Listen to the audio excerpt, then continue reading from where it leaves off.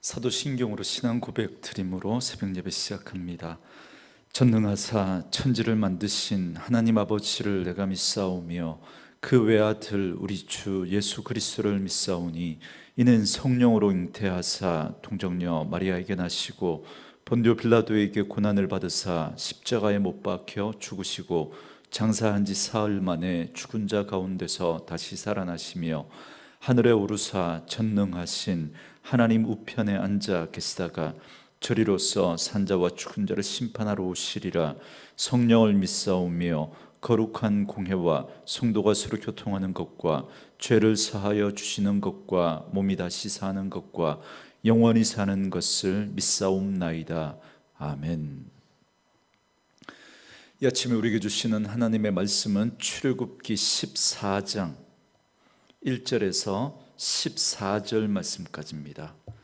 출애굽기 14장 1절에서 14절 말씀까지. 우리 말씀 찾으셨으면 한 목소리로 같이 읽겠습니다. 여호와께서 모세에게 말씀하여 이르시되 이스라엘 자손에게 명령하여 돌이켜 바다와 믹돌 사이에 비하히롯 앞 곧 바알스본 맞은편 바닷가에 장막을 치게 하라. 바로가 이스라엘 자손에 대하여 말하기를 그들이 그 땅에서 멀리 떠나 광야에 갇힌 바 되었다 하리라. 내가 바로의 마음을 완악하게 한즉 바로가 그들의 뒤를 따르리니 내가 그와 그의 온 군대로 말미암아 영광을 얻어 애굽 사람들이 나를 여호와인 줄 알게 하리라 하시매 무리가 그대로 행하니라. 그 백성이 도망한 사실이 애굽 왕에게 알려짐에 바로와 그의 신하들이 그 백성에 대하여 마음이 변하여 이르되 우리가 어찌 이같이 하여 이스라엘을 우리를 섬김에서 놓아 보내었는가 하고 바로가 곧 그의 병거를 갖추고 그의 백성을 데리고 갈새 선발된 병거 600대와 애굽의 모든 병거를 동원하니 지휘관들이 다 거느렸더라. 여호와께서 애굽 왕 바로의 마음을 완악하게 하셨으므로 그가 이스라엘 자손의 뒤를 따르니 이스라엘 자손이 담대히 나아갔음이라. 애굽 사람들과 바로의 말들 병거들과 그 마병과 그 군대가 그들의 뒤를 따라 바알스본 맞은편 비하히롯 곁 해변 그들이 장막 친 데에 미치니라. 바로가 가까이 올 때에 이스라엘 자손이 눈을 들어 본즉 애굽 사람들이 자기들 뒤에 이른지라. 이스라엘 자손이 심히 두려워하여 여호와께 부르짖고 그들이 또 모세에게 이르되 애굽에 매장지가 없어서 당신이 우리를 이끌어 내어 이 광야에서 죽게 하느냐. 어찌하여 당신이 우리를 애굽에서 이끌어 내어 우리에게 이같이 하느냐. 우리가 애굽에서 당신에게 이른 말이 이것이 아니냐. 이르기를 우리를 내버려 두라. 우리가 애굽 사람을 섬길 것이라 하지 아니하더냐. 애굽 사람을 섬기는 것이 광야에서 죽는 것보다 낫겠노라. 모세가 백성에게 이르되 너희는 두려워하지 말고 가만히 서서 여호와께서 오늘 너희를 위하여 행하시는 구원을 보라. 너희가 오늘 본 애굽 사람을 영원히 다시 보지 아니하리라. 여호와께서 너희를 위하여 싸우시리니 너희는 가만히 있을지니라. 아멘. 오늘은 함께 읽으신 출애굽기 14장 1절로 14절 말씀을 중심으로 가만히 있을지니라 라는 제목의 말씀으로 잠시 은혜를 나누겠습니다. 어제 말씀에서 하나님께서는 이스라엘 자손들을 숫곳에서 에담으로 인도하셨던 걸 우리가 살펴봤습니다. 그러니까 가까운 해변길이 아니라 둘러가는 광야길로 인도하셨습니다. 왜냐하면 해변길은 블레셋이 점령하고 있는 곳이었기 때문에 그곳으로 가게 되면 블레셋과의 전쟁을 피할 수가 없게 됩니다. 그런데 그 전쟁을 하게 되면 애굽으로 다시 돌아가고자 할까봐 일부러 하나님 그렇게 인도하셨다라는 겁니다. 그런데 오늘 본문에는 여호와께서 광야길로 인도하신 두 번째 이유가 나옵니다. 이스라엘은 하나님께서 구름 기둥과 불 기둥으로 인도하시는 대로 따라갑니다. 그런데 그렇게 따라간 결과가 이번에는 홍해의 길이 가로막히게 됩니다. 2절 말씀에 보니까 이스라엘 자손에게 명령하여 돌이켜 바다와 믹돌 사이에 비아 히로답 곧 바알스본 맞은편 바닷가의 장막을 치게 하라 그럽니다. 여기 2절에 나오는 돌이켜라는 이 말은 되돌아가서 이 말입니다. 그러니까 가던 길을 다시 되돌아가게 하셨다는 겁니다. 그리고는 장막을 치라고 한 곳이 어디냐면 바닷가라는 겁니다. 그런데 하나님께서 왜 이렇게 하십니까? 그 이유를 이렇게 말씀합니다. 3절에 보니까 바로가 이스라엘 자손에 대하여 말하기를 그들이 그 땅에서 멀리 떠나 광야에 갇힌 바 되었다 하리라 그럽니다. 바로는 이스라엘 자손이 애굽에서 멀리 떠나 광야에 갇히게 되었다는 걸 알게 되었다는 겁니다. 그래서 하나님은 이를 통해 바로의 군대가 이스라엘을 쫓아오도록 그렇게 하나님이 의도하신 겁니다. 앞에는 홍해가 가로막혀 있고 좌우로는 광야에 그 바위산이 이렇게 높게 솟아 있습니다. 그러니까 꼼짝없이 거기에 갇힌 것이 되는 거죠. 자, 그럼 그림을 그리면 이렇게 되는 거죠. 이스라엘이 장막 친 곳이 이 바닷가니까 우선 앞은 바다로 가로막혀 있고 좌우는 돌산으로 그렇게 되어진 광야입니다. 그런데 하나님이 바로의 마음을 완악하게 하셔서 이스라엘을 추격하게 합니다. 꼼짝없이 갇혔으니까 따라가면 잡을 수 있겠다는 계산이 나온 거죠. 그리고 또 5절 말씀에 보니까 바로 왕은 이스라엘 백성들을 내보내긴 했지만 그들이 단지 광야에서 하나님을 섬기러 간 게 아니라 아예 도망갔다는 걸 알게 됩니다. 그제서야 바로와 그 신하들은 왜 우리가 그들을 놓아 보냈는가 그렇게 후회를 합니다. 여러분 그 당시 장정만 60만이니까 여러분 엄청난 노동력 아니겠습니까? 그러니까 후회를 합니다. 이에 바로는 병거를 갖춰서 이스라엘을 추격하기 시작합니다. 바로는 특별히 선발된 병거 600대와 애굽의 모든 병거를 동원해서 이스라엘을 쫓아가게 됩니다. 여러분 그림이 그려지시죠? 이제 이스라엘 백성들은 그야말로 진퇴양난, 사면초가입니다. 이 이스라엘 백성들의 반응이 무엇인지 여러분 보시면 10절 말씀에 바로가 가까이 올 때에 이스라엘 자손이 눈을 들어본즉 애굽 사람들이 자기들 뒤에 이른지라 이스라엘 자손이 심히 두려워하여 여호와께 부르짖고 그럽니다. 이스라엘 백성들이 애굽의 군대를 보고 심히 두려워해서 하나님께 부르짖었다 그럽니다. 그런데 이 부르짖음은 하나님께 도와달라고 구원해달라고 기도했다는 말이 아니라 여러분 이 말은 거의 항의에 가깝습니다. 왜냐하면 11절에 그들이 모세에게 한 말을 보면 알 수 있습니다. 뭐라 그럽니까? 애굽에 매장지가 없어서 우리를 광야에서 죽게 하려느냐 그럽니다. 그러니까 이들은 하나님께도 마찬가지로 그랬을 겁니다. 하나님, 우리를 죽이려고 하나님 이 광야로 이끌어내셨습니까? 이렇게 하나님 앞에 원망하면서 부르짖었던 거죠.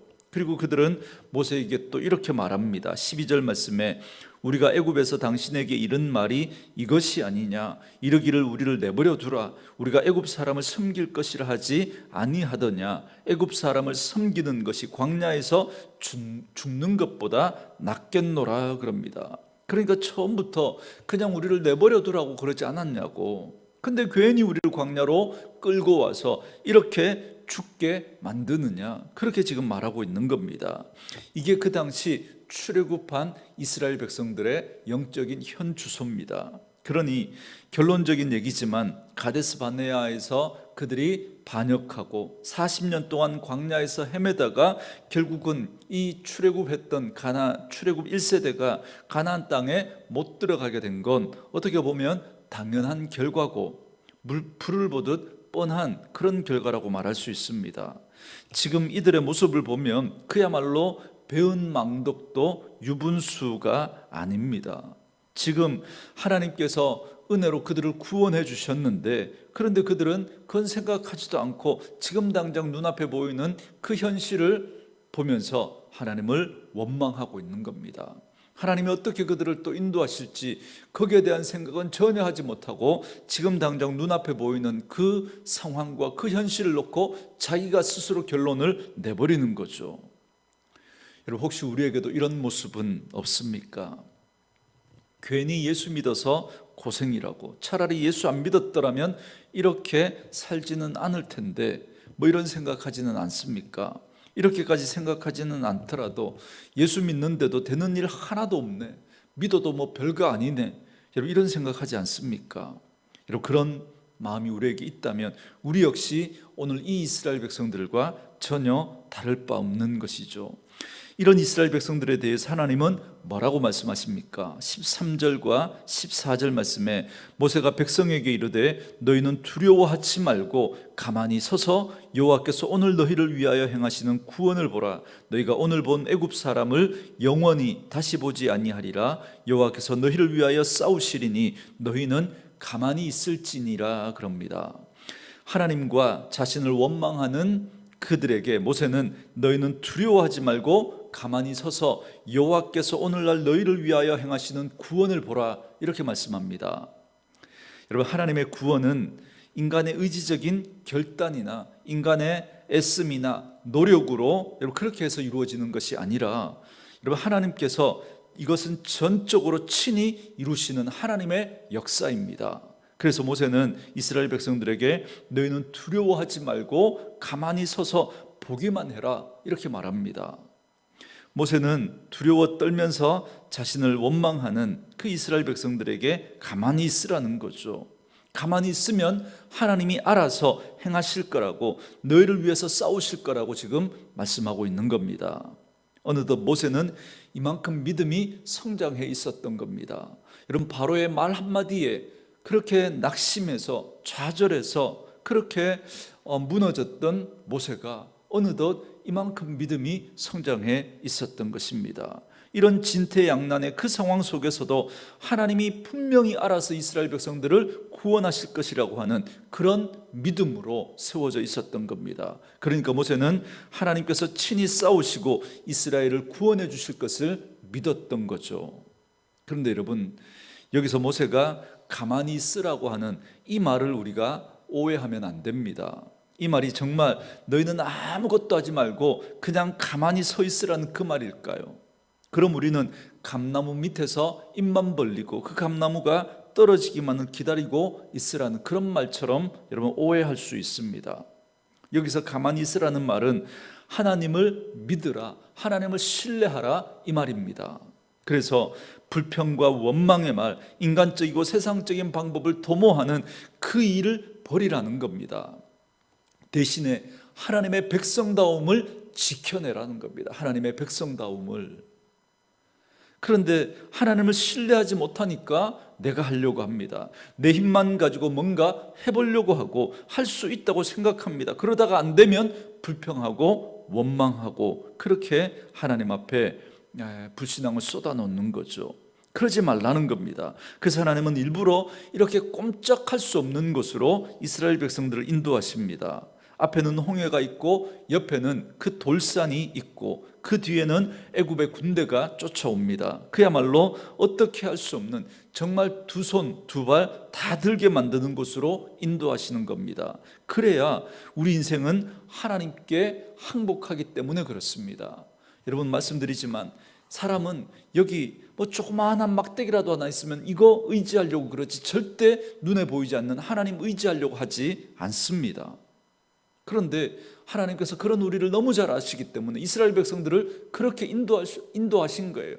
아무것도 할 수 없는, 하나님 아니면 안 되는 그 상황으로 인도하신 겁니다. 그리고 거기에서 항복하게 하시고 하나님의 일하심을 보게 하시는 거죠.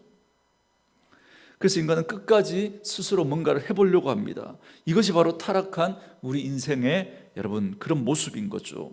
그래서 인간은 이런 상황에서 이런 상황에 처하기 전까지는 절대로 가만히 하나님의 구원을 기다리지 못합니다. 여러분 그래서 이번 코로나 상황 속에서 하나님이 우리들의 믿음의 그 현주소를 다 드러내게 하신 겁니다. 여러분 믿음이란 하나님의 일하심을 믿고 기다리는 겁니다.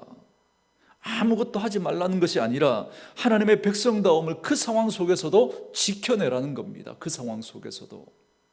그런데 우리가 손해보고 억울하고 정말 힘든 상황들이 계속되어지니까 가만히 있질 못하는 거예요. 하나님의 일하심을 기다리지 못하는 거예요. 그래서 우리의 바닥이 다 드러나는 거예요. 세상 사람들과 똑같은 모습으로 불평하고 원망하고 거칠어지고 딱딱하고 각을 세우고 싸우는 그런 일들을 하고 마는 겁니다. 하나님 그러지 말라는 거예요. 하나님의 일하심을 믿고 하나님의 백성다움을 그 속에서도 지켜내라는 겁니다. 내가 살아서 펄펄 뛰는 게 아니라는 거예요. 나는 죽고 예수로 사는 겁니다. 여러분, 이게 우리가 가만히 있는 거예요. 하나님의 백성다움을 지켜내는 거죠. 내가 죽지 않으니까 결코 가만히 있을 수가 없는 겁니다. 여러분, 혹시 무엇인가를 해야 한다는 그런 강박에 붙들려 있지는 않습니까? 내가 한 것이 없는데 어떻게 구원이 이루어지겠는가 그렇게 생각하십니까? 비록 은혜로 구원을 받는다고 하지만 무엇인가 하나님께 해드릴 게 있어야, 그래야 우리는 떳떳해지는 그런 우리의 모습은 아닙니까? 이것이 바로 불신앙입니다. 이건 우리의 믿음에 교묘하게 깔려있는 불신앙이고 여전히 자기 의를 붙잡고 있는 그런 우리의 모습인 거죠. 그런 우리들을 향해서 로마서 4장 5절에 이렇게 말씀합니다. 이를 아니할지라도 경건하지 아니한 자를 의롭다 하시는 이를 믿는 자에게는 그의 믿음을 의로 여기시나니, 그럽니다. 너무 중요한 말씀이죠. 우리 하나님은 이를 아니할지라도 경건치 않은 우리를 의롭게 하시는 분이십니다. 우리는 그저 이 사실을 믿고 하나님 붙들면 되는 거죠. 이 하나님을 신뢰하기만 하면, 그러면 하나님께서 분명히 일하실 것입니다. 그 하나님의 일하심을 우리는 분명히 보고 그걸 통해 하나님의 살아계심을 우리는 드러낼 수 있는 겁니다. 오늘 모세가 이스라엘 백성들을 향해서 두려워하지 말고 가만히 있으라고 하신 이 말씀의 뜻이 바로 이겁니다. 여러분, 좋을 때 찬양하고 좋을 때 여러분 감사하고, 이건 누구나 할 수 있는 일 아니겠습니까? 그걸 통해서는 절대 여러분 하나님의 백성다움이 드러나지 않습니다. 여러분, 우리가 하나님의 백성다움을 드러내는 곳, 이곳이 아니라니까요. 이곳에서 막 열정적으로 찬양하고 기도하고 이렇게 한다고 그것이 우리의 믿음이 드러나는 게 아닙니다. 하나님의 백성다움은 여러분, 우리의 삶의 현장에서 하나님이 눈에 보이지 않는 것 같은 여러 가지 그 상황들이 다 막혀 있는 것 같은 그 상황 속에서 하나님을 믿고 신뢰하고 여전히 그곳에서 하나님의 백성다움을 지켜내는, 그것이 여러분 우리가 하나님을 믿는 믿음인 거죠. 여러분, 대낮에 아무리 밝은 손전등을 켠들 그게 무슨 소용이 있겠습니까? 그러나 어두우면 어두울수록 작은 불빛 하나도 여러분 드러나게 되어 있습니다. 하나님은 우리를 세상의 빛이라고 말씀하십니다. 이 어렵고 혼란한 상황 속에서 잠잠히 하나님의 구원을 바라보면서 그곳에서 하나님의 백성다움을 지켜내는 그들을 통해서 하나님은 하나님의 구원을 드러내시고 하나님의 살아계심을 드러내시고 우리로 하여금 하나님의 일하심을 경험하게 하실 것입니다.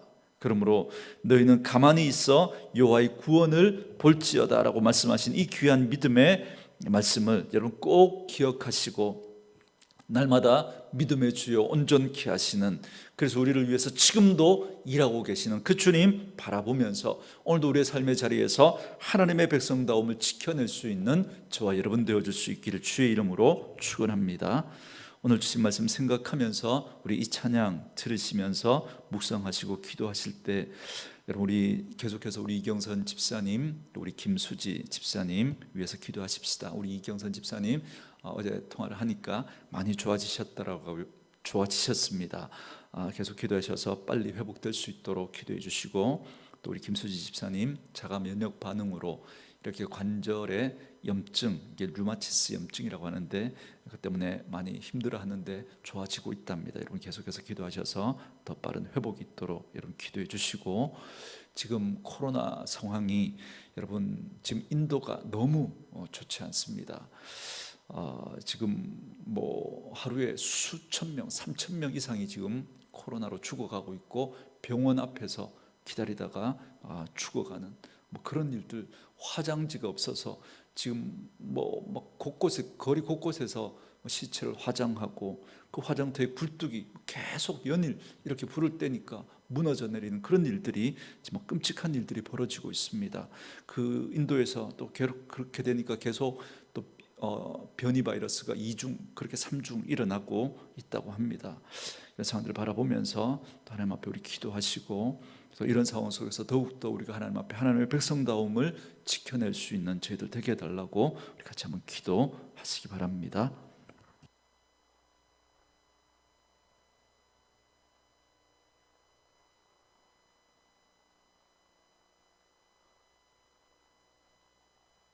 우리를 평화의 도구로 만들어주신 하나님께 나아갑시다. 황폐하고 패역한 이 세대에 하나님께서는 순전한 영으로 예배의 처소를 다시 세울 12,307천의 하나님의 사람들을 찾고 계십니다. 생명을 들여 복음을 증거한 주님의 12세대, 하나님의 일을 위하여 준비된 기도원의 300용사, 바알에게 무릎을 꿇지 않는 순결한 7천인자, 이제 거룩한 결단으로 우리의 삶을 하나님께 온전히 드려야 합니다. 주님은 이제 곧 오십니다. 영광 중에 오실 하나님, 만유의 주를 기다리는 12,307천의 하나님의 사람들이 이제 일어나 열방을 향하여 선포합시다.